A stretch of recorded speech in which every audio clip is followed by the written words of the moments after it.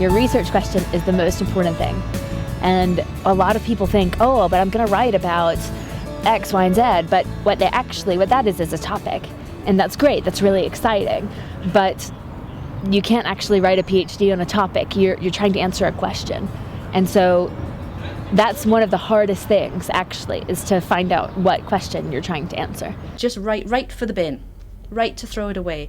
And the reason for this is, if you don't write and then you go out and do your research and come back after 2 years, 3 years even, and start trying to write, if you haven't been writing that whole time, you'll find it very difficult.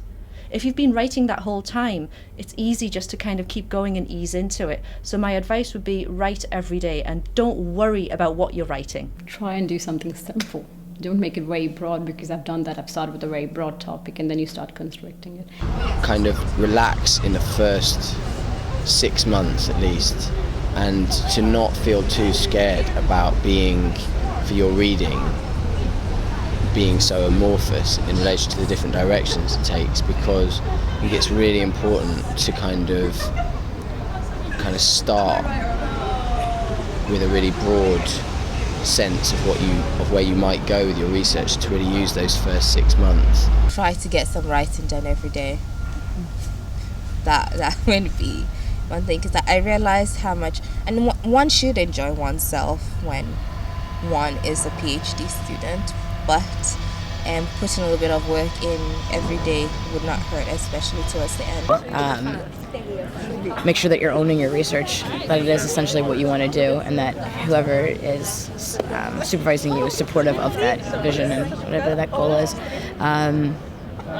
And to make sure you do something you're really, really interested in, because otherwise you're going to hit like the 3rd, 4th year point and just wonder why you signed up for this. So it's to have a sense of perspective and realise that it's about exploration and opportunity, and you don't get that opportunity to do that in other times in life. Is to really pursue something you're very interested in and to explore a way around that as well and look at things from different angles. So when people, question what you're doing, don't feel that's threatening, but think of that as an opportunity.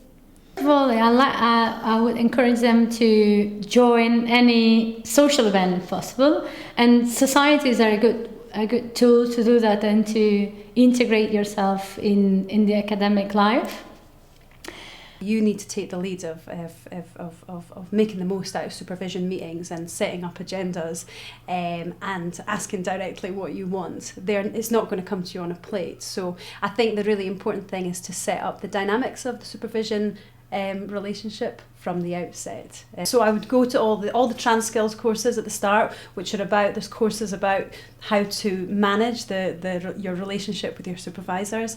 I would suggest go on those in your first year and kind of set the boundaries of that relationship from the outset.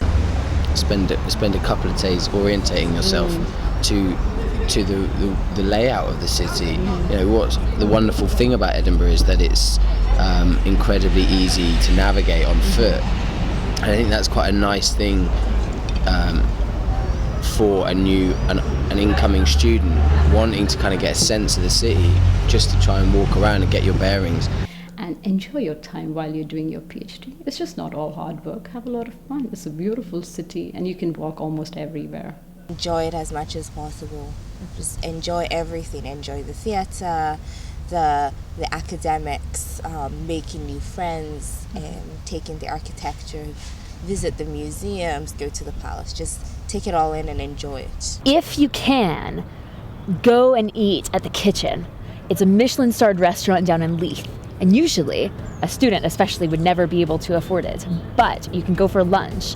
It's a 3-star, a 3-course Michelin restaurant meal for 25 quid, which is actually 5 courses. So it's really something that you want to splash out on, right? So you finish your PhD and you go out for this, or you get a job and you go out, but go. I mean, sometime in your life you need to eat at this restaurant. It's amazing.